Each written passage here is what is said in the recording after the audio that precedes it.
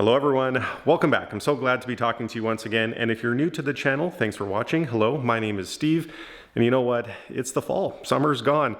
I've spent the last couple of months here working very hard on house renovations and stuff like that, and I'm really glad to be back in the garage working on the D2 S8 today. But also, I've been buying some really cool project stuff for upcoming projects, and you would know all about what I'm up to if you were a member of the Four Rings Club. If you want to learn more about what that entails and see sort of this behind the scenes stuff between these major videos, just check out the join button below this video. Like I mentioned, we are officially working on the D2 S8 again, which is something I have been looking forward to for a long time. But we're not going to be starting in a way that I would have imagined a year ago, because if you saw the last video, we're actually going to be focusing on the Hotter Twin. And unlike every YouTube video you've ever seen, I'm actually going to show you the final wheels that are going to go on this car today, because it's an integral part of the story of how I got this car. But one major thing to take care of today is the fact that I bought this car 2 months ago, got super busy with life, and it's literally just sat here. I have not inspected it. There's tons of bits that I didn't look at when I purchased it. I kind of really don't know what's going on under there and under the hood, so we're going to take a good look at this thing. But while we take a look at the car, we're also going to spend extra time looking at the transmission and getting into a little bit of the servicing work today too. Because if you watched my last community update, mostly about this car, you would have heard my vow, basically, to figure out everything there is related to these 5-speed automatic transmissions.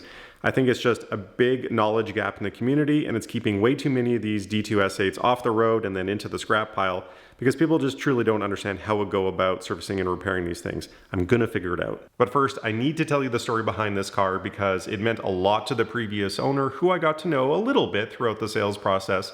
But this is also a cautionary tale. So if you're a car guy and you're getting up there in the years, one day you will pass away. And unfortunately, your car and the project is left in a bit of a lurch. And that's kind of the situation that's going on here that I'm gonna have to work with. So let me tell you more. The story begins like many others, which is I was cruising Facebook Marketplace on a Sunday. Whether you need to buy something or not, that is not relevant.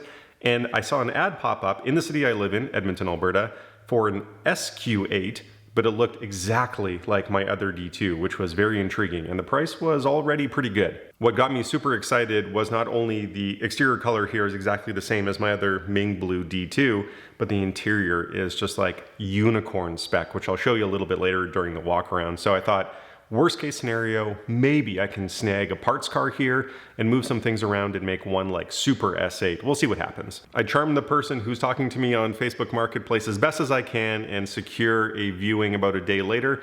And I met there by sort of a middle-aged woman and an elderly lady standing on the driveway. After a little bit of conversation and asking questions, I came to learn that the car actually was owned by the older woman's husband, who had unfortunately suddenly passed away. Of course, while I'm talking to them, and I bring my knowledge from previous work on the D2 and the S4, which is pretty transferable to this chassis, I'm also running my Rostec cable through VCDS with the car, trying to figure out what codes we got going on there, maybe when the last time they were cleared, what mileage they occurred at, just trying to piece together a puzzle of what the recent history looked like on the car. Now, the great news is I have an amazing paper trail on this car, and I could tell the service history was super tight. It was originally owned, I think, in Saskatchewan or Manitoba, and then they imported the car here to Alberta as the second owners. So thankfully, I am only the third owner of this vehicle now, and it only has about 200,000 kilometers on it. But the problem, and where the cautionary tale comes into play, is they know both cars, both this one and actually it was right next to a D3 A8. They said we're both in the garage being actively worked on for about a year and hadn't been driven due to some somewhat major problems. So all we could really get a hint of, based on their automotive knowledge, was, oh, maybe something about the AC system, and I think something about the brakes, and there were lots of empty fluid bottles sort of lined up on the side of the garage. So there were tiny clues at best about what the active problems were. So while we were trying to figure this out together, and I'm trying to be really respectful of what the situation is, we built a little bit of trust and rapport, and they allowed me into the garage, which was really useful, because now put yourself in that husband's shoes. Let's say you pass away in the middle of a project, right? So your garage is full of tools and materials and everything that you would have been working on. Do you think another kind of car guy could walk in there and maybe start figuring out what was going on just based off of observations? Maybe. At first I was excited because there was a huge box full of OEM parts for some car, and I actually helped them look at every single part number, and unfortunately most of it was air suspension related to the D3, but I could tell that there were transmission fluid bottles around. There's actually just a big fluid stain right in the middle of the garage, so I strongly suspect that he was trying to work through a transmission problem, which I'll tell you right now still definitely exists on the car. So my visit was wrapping up. I had made them on the spot offer for the car based on the somewhat limited knowledge that I was able to get during that time. And that's when something pretty incredible happened, because as car guys, we all know that we like to buy nice parts, and often they don't find their way onto the car. Usually we have our cream of the crop stuff hidden away in the back shelves or an attic or in the basement or something like that. And they are our prized possession that maybe never sees the light of day. And sometimes the other people that we live with don't even know that they exist either. But thankfully, the widow did, and just happened to say, hey, you know what else you might be interested in? Go look on that back shelf there. There's a good set of wheels. This is my dramatic reenactment of what the situation was. They were on a shelf like this. They had tires on them, so I couldn't even see really anything. So I looked around the corner and went, oh my God. This Spella's special treat for summer wheels were a genuine set of BBS LMs, 19 inches in a staggered setup. So the fronts are the 8.5s. These are the BBS LM 154s. And the rears were a nice juicy 9.5 inches wide. This is the 155. Now, none of these are in perfect condition. I think every single one of them have some form of curbing or pitting, and the faces are not absolutely perfect. But I didn't pay perfect wheel money, so that is okay. They are all original though. That is what is important. And once you get to know BBS wheels a little bit more, you notice all the little cool things. Like, for example, since these are two-piece wheels, meaning the faces are physically bolted to the barrels. The lip in the barrel is one piece, but there is a bolt that passes through and then a little nut on the other side. When it's original BBS hardware, you can actually see BBS inscribed on every single bolt head. Real LMs will also have the BBS logo right on the face like that, and then some important wheel information that looks like it kind of shouldn't be on a front face, but just traditionally is. So you'll get the model number, so that's where we have our 155 in this particular case.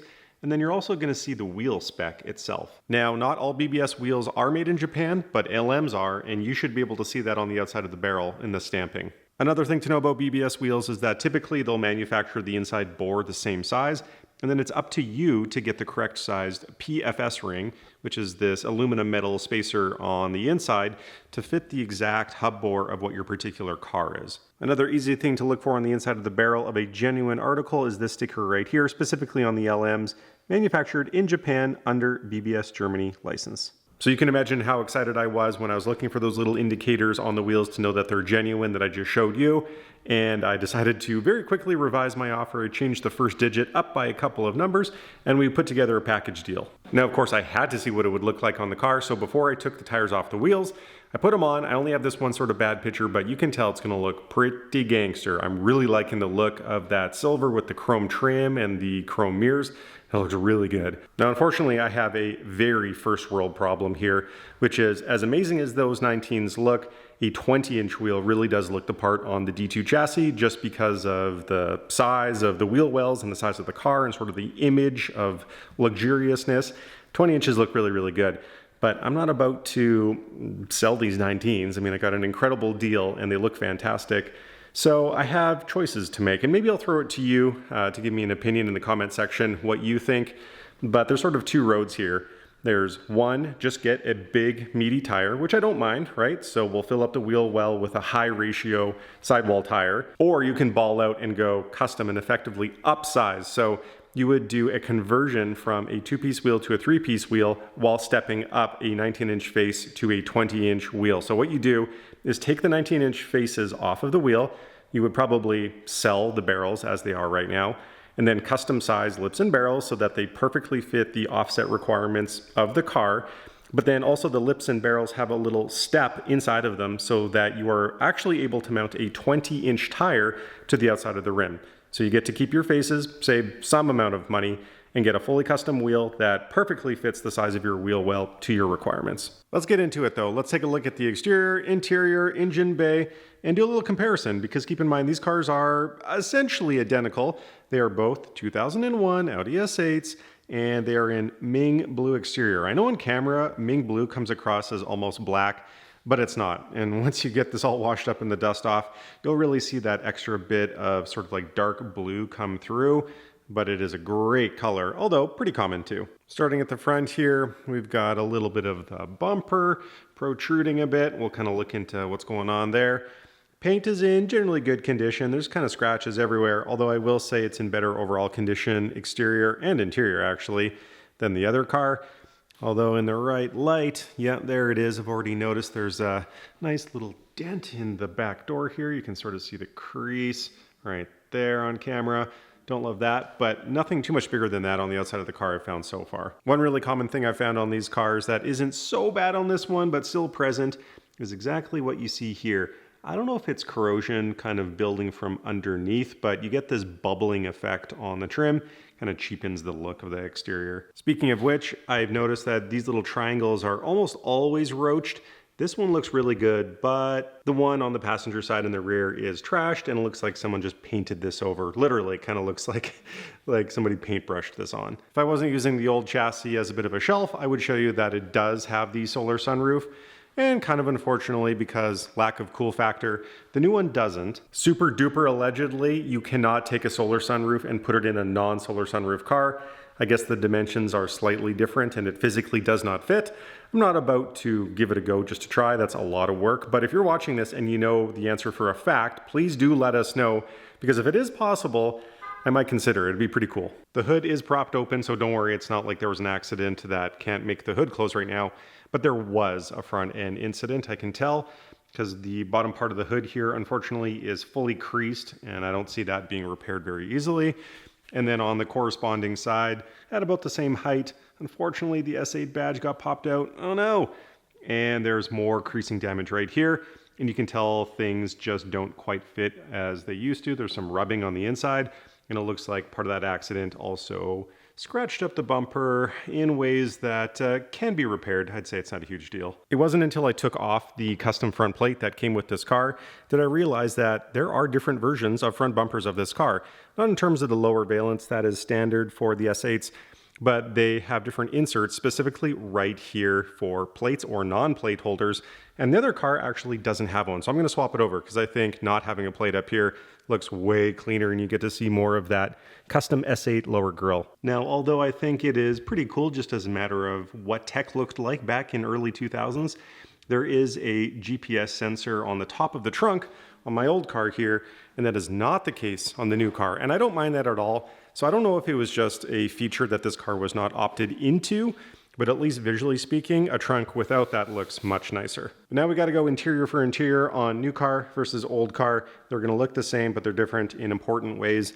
Number one, on the inside of the old car, these are what you call the comfort seats. All seats made in these cars are made by Recaro, and these ones are a little bit more like pleated on the inside, a little bit of bolstering, but nothing crazy. Don't get me wrong, these are extremely comfortable, but they are considered like the base option. But in the new car, we have basically the unicorn spec, and the thing that really attracted me to this purchase is the front and rear seats are sports and Alcantara, which is so cool. So the sports seats have bigger bolstering, different design, obviously, that I think is a little bit more attractive. But as an additional upgrade from sports seats, and this is something I've truly never seen before, is the matching dark Alcantara inserts in the middle as well. Otherwise, the interior specs are exactly the same, which is just an incredible coincidence that is going to be so handy for me. So I'm talking about obviously the same color of Alcantara that would be in the normal places, like in the door cards and on the ceiling and carpets and things like that. And then what I'm going to call like burl. I don't know what the factory color of this is. I know there were a few different darker wood options, but they match as well. And then of course, all the leather components are just normal black, which means I get to play pick and pull with myself. I've never had a parts car before, but this is like the best situation I could possibly ask for. So if this little door handle grab here is a little bit nicer than the other car, maybe I'll just switch them around. The new car also has the sports steering wheel, which I absolutely love. And otherwise, it's just really well-built cars for the time. This is a classic design that's going to look good forever. Under the hood now, there's a little bit of good news, a little bit of bad news. Let me get rid of these engine covers. We'll take a look. If you live in California or other southern states, this right here is called a snow brush. This is a required piece of equipment that you keep in your car for like 5 months out of the year. Good news, bad news right up front here. One, which is very rare, honestly, these days, is that both of the diaphragms, because the earlier belt-driven 4.2 intake manifold right here, compared to the S4B7 one, for example, is that it has dual flaps in them. They still function the same way, they still move at the same time and under the same conditions, but there's just two of them. But usually these rubber diaphragms here are shocked, they're cracked, and therefore you have massive vacuum leaks, and essentially the flaps are stuck in one mode all the time. That being said, even if your diaphragms are in perfect condition, it's often the actuator arms on top of it that can be broken, whether it is cracked plastic down at the bottom, or sometimes the little heads pop out and round off and they won't stay attached. What you can do, and hold your breath for the insanity that is my other S8 parts drawer, is upgrade them. And I need to give a special shout out to Grooven Parts that sent me these all billet actuator arms almost 2 years ago at this point when I was first tackling the first S8. These are an incredible upgrade that will completely eliminate that risk for you. However, see the pink stuff down there right below it? That's the top of the water pump, which famously leaks and strips out those two bolt holes right at the top there. I don't know if this is an old leak or an existing one. We're going to find out pretty soon, but that could be a problem. Unfortunately, in the same terms, there's also evidence of a massive power steering leak that may not still be going on, but we'll find out again shortly. You can tell because I've already wiped up these hoses, but there's a greasy spray with that very distinct power steering smell. And there's a whole bunch of moisture down there on the bottom bracket below the ABS module right there. So you can tell it all sprayed like straight down. And it generally is just covering everything within direct eyesight of the power steering components. So before I jump to conclusions and think that multiple things are leaking, I'm going to clean it all up, run the car. We'll see what continues to leak. And I won't even bother showing you, but there's greasy overspray from what is definitely the valve cover gaskets on both sides. Although I'm not worried about that because unlike the S4, it does seem like the older 4.2 sits a little further forward, which is already kind of insane to say. And a nice little trick to see how front weight biased a car might be is stand on the side like that, line yourself up with the middle of the axle, and look how much of the engine, in this case 100% of it, is sitting in front of the axle. So in the case of these cars, it's the entire engine and actually a pretty good chunk of the front part of the transmission too. But unlike the S4 B7, usually it's really hard to get the last couple of bolts off on the back of the valve cover so you can take it off and do the valve cover gaskets. Not the case here. I can get my full hand back here, full access to the combi canisters for the SAI system. There seems to be like a nice solid 2 extra inches of room around the back of the engine here. I'm really gonna like working on this platform. So overall, a lot of good news there. And I'm gonna tell you how much I paid for this car. I paid 2,000 Canadian dollars, which is a steal. Honestly, not too far off from what you can get some decent S8s for these days, because I think at this point they are literally rock bottom prices, which I cannot be more happy about.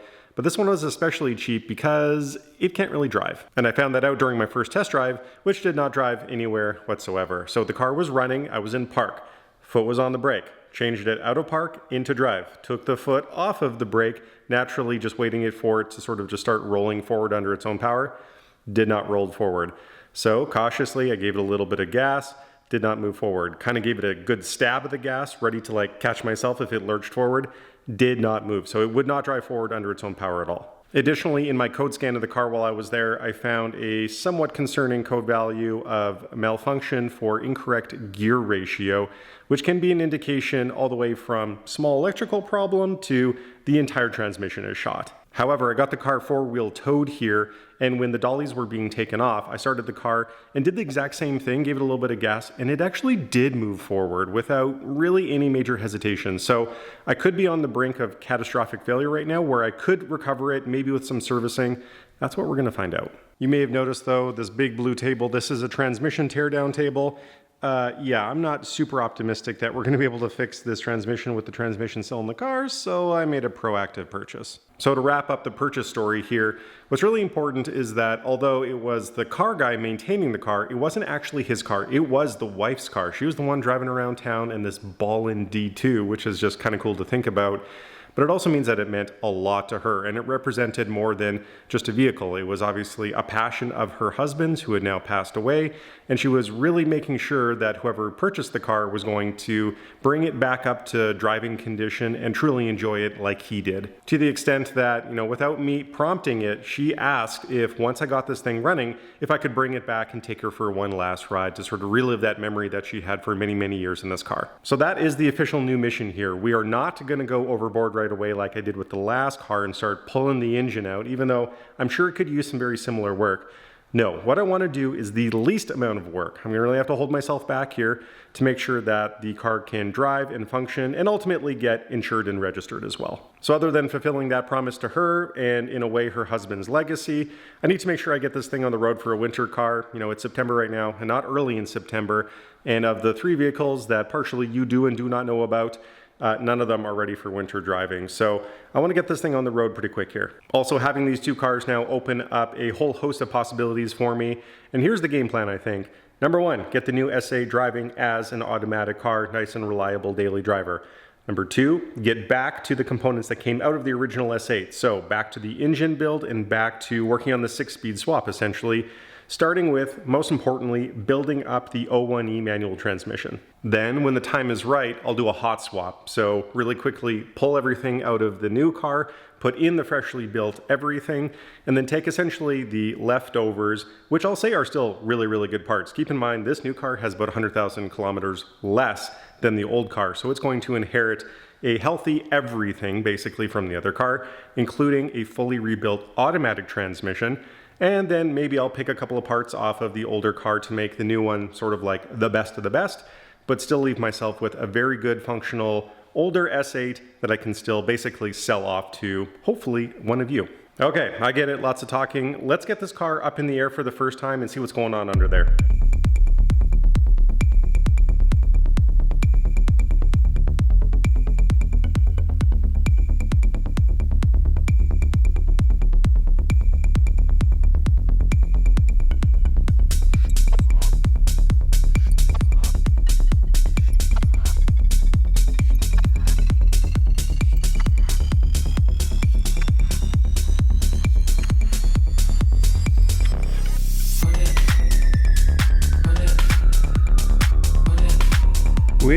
We've got ourselves a bit of a situation here.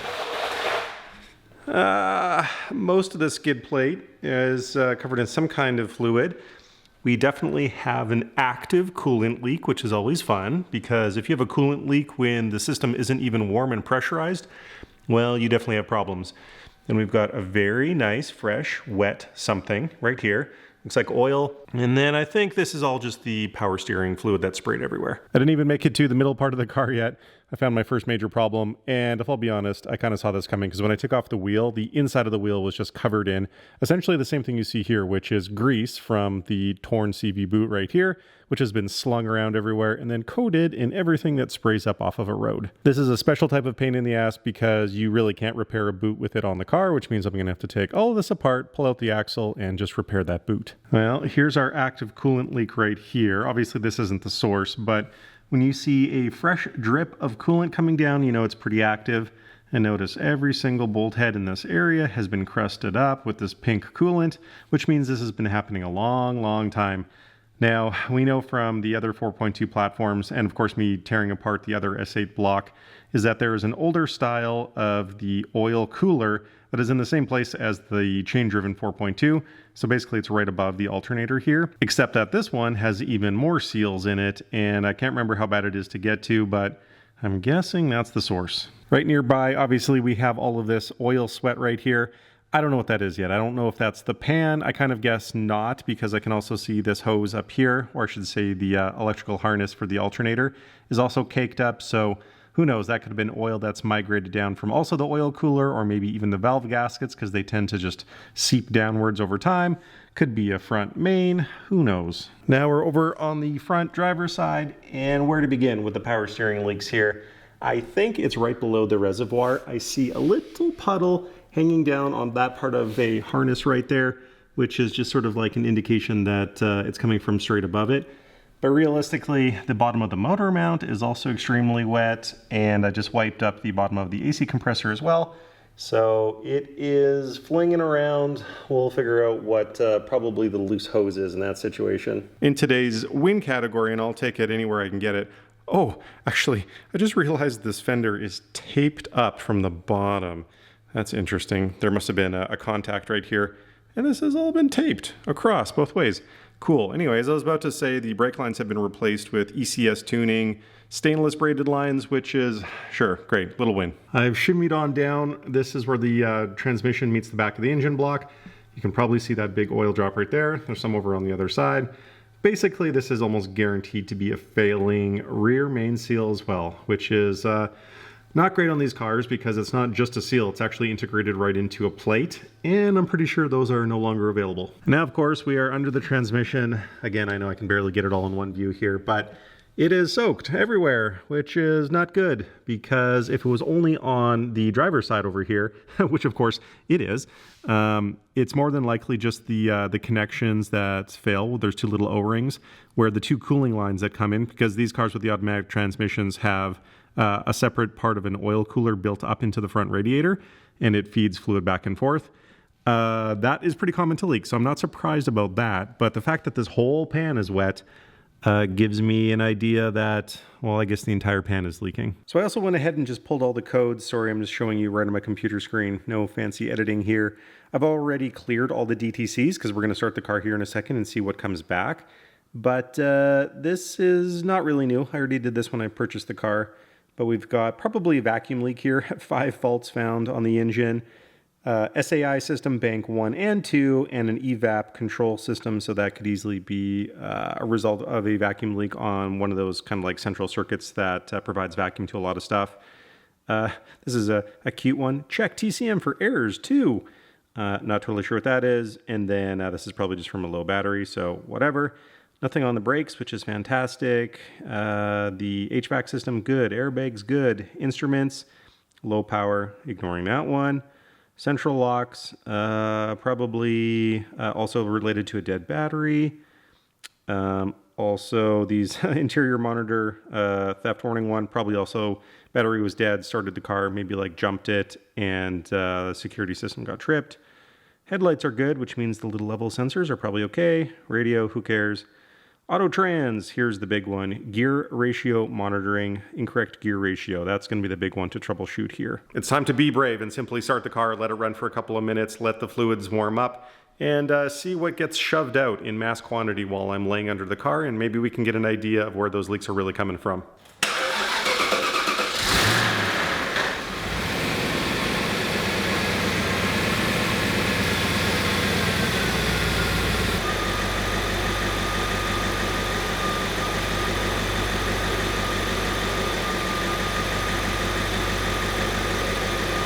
Okay, so it's been running for a couple of minutes, and early observations, you probably heard the surging, and it sounds like we've got a bit of a whine coming from the alternator.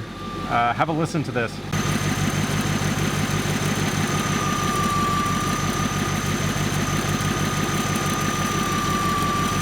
It also might just be my imagination, but I feel like there's a little bit more valve train noise coming out of the passenger bank. It's time for the most important test though now, which is I'm going to get in the car and run through the gears on the lift. So I really need to be extra clear before I start diagnosing potential transmission problems. If I have every single gear, park, all the gears, neutral, reverse, everything.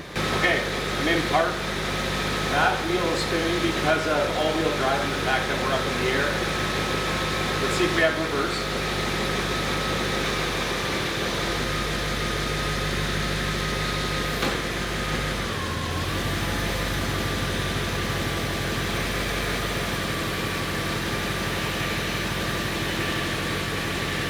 Spinning.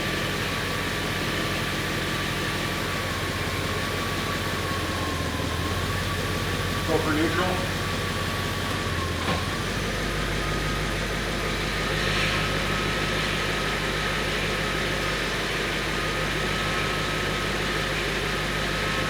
It says I'm going 10 kilometers an hour in neutral. That doesn't seem right.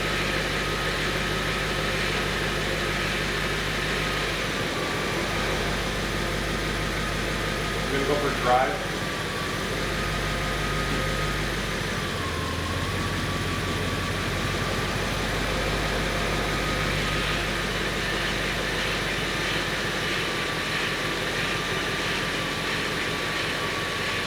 That's good.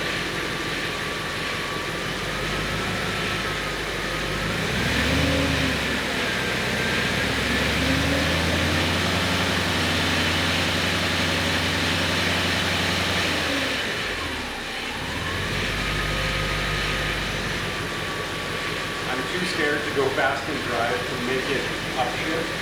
I think that's all I'm going to do for now.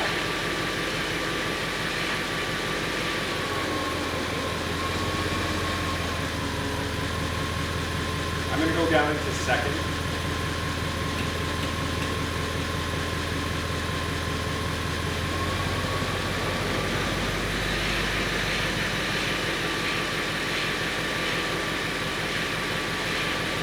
Going for third.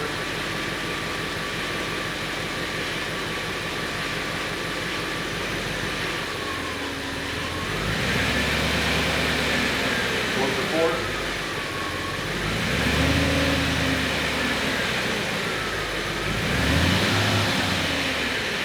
Going for drive.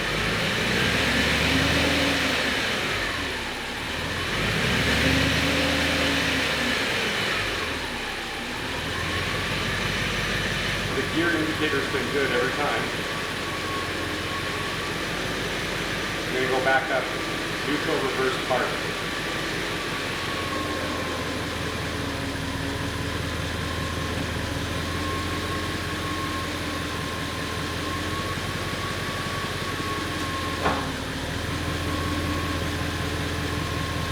Odd sound there going into reverse.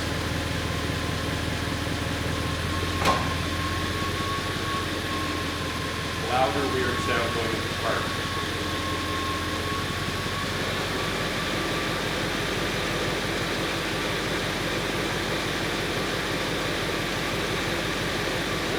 That was a very important test, and we've learned some incredible things. Huge highlight right off the bat is I have all my gears.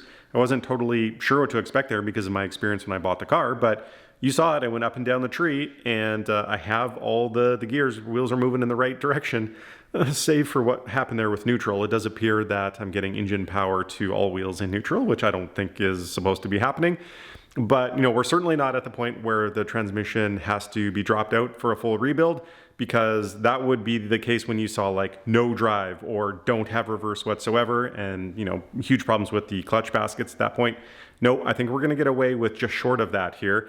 But then the other downside is that, yeah, there was some not so smooth shifting, especially back into reverse and park. There's definitely something going on. The jumpsuit is on because I'm getting right under the car right now. I'm going to take some stuff out of the way so your view on the transmission work is going to be much better. Start working on that axle, just some stuff to prep. And I'm realizing that this episode is long as hell. So I'm going to cut it right here, restart an episode starting right now, and we're going to get actually to work on the start of next episode. Thank you so much for watching. I hope you guys are really excited like I am to kick off work once again. Throw me a like, a subscribe, the usual things. Check out the Four Rings Club. I'll see you in the next one.